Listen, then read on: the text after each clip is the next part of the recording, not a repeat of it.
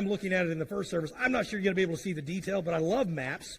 And so I wanted to bring a couple of maps to show you the direction that they are trying to sail. If you see down in kind of the bottom right, that's where they begin their journey in Caesarea. And the goal was to basically make their way north, stay near the coastline, of course, to navigate better by the coastline.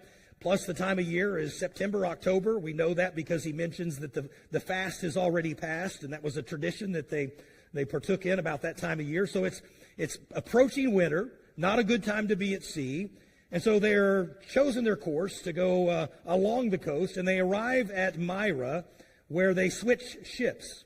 The centurion finds it's a cargo ship in verse 6, and that's what they finish this voyage on. Now, in our day and age, when we think of a ship, we normally think massive ships, big ships. Jennifer and I have really grown accustomed. One of our favorite things to do now is to go on cruises. And the last one we went on was the Harmony of the Seas.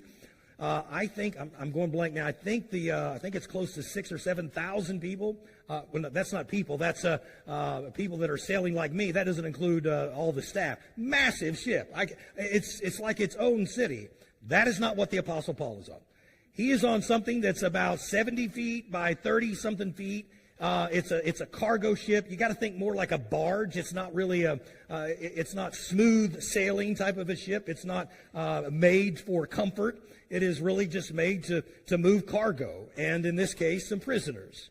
And now the way it's constructed, I'm going to bring this up because this has a lot to do with the storm that they're going to face.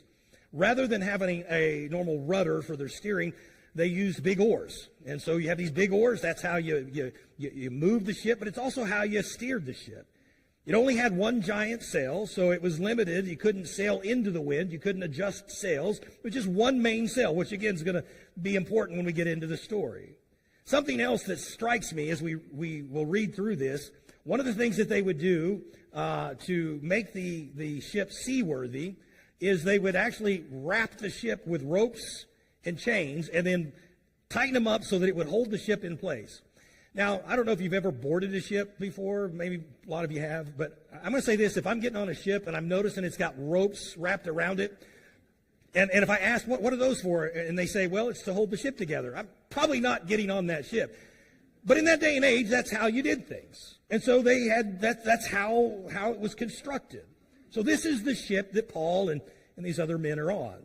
So they begin their journey. They begin to sail towards Italy.